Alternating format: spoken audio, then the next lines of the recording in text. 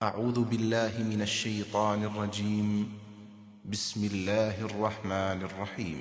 فلما ذهبوا به وأجمعوا أن يجعلوه في غيابة الجب وأوحينا إليه لتنبئنهم بأمرهم هذا وهم لا يشعرون وجاءوا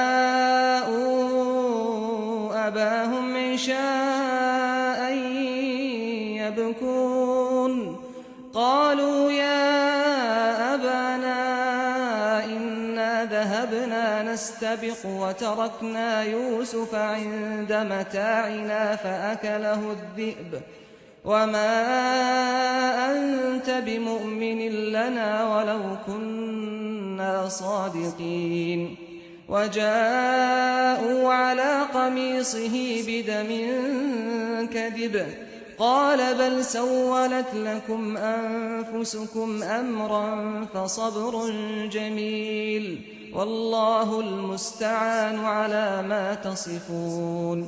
اس طرح اصرار کر کے جب وہ یوسف کو لے گئے اور بالآخر طے کر لیا کہ اس کو کنویں کی تہ میں پھینک دیں، اور ادھر ہم نے اس کو وحی کر دی کہ تم ایک دن ان کی اس حرکت سے انہیں ضرور آگاہ کرو گے جب انہیں کچھ خیال بھی نہ ہوگا، اور اس کو کنویں میں گرا کر وہ روتے پیٹتے کچھ رات گئے اپنے باپ کے پاس پہنچ گئے۔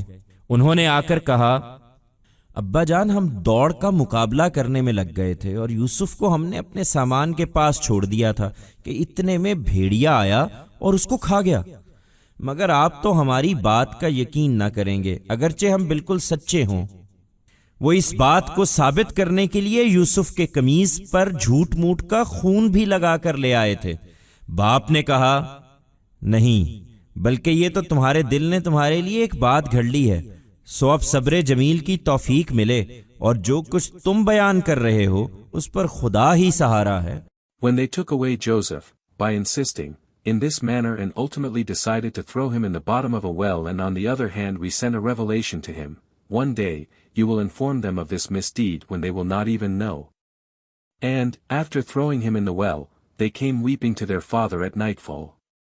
They came over and said, Father, we became busy in a racing competition against one another and had left Joseph with our belongings when a wolf came and devoured him. But you will not believe us even though we may be truthful. In order to prove their claim, they brought Joseph's shirt stained with fake blood. The father said, No, in fact, it is your heart that has forged a lie for you. So, a graceful patience be my way, and on whatever you are saying, God alone is the support.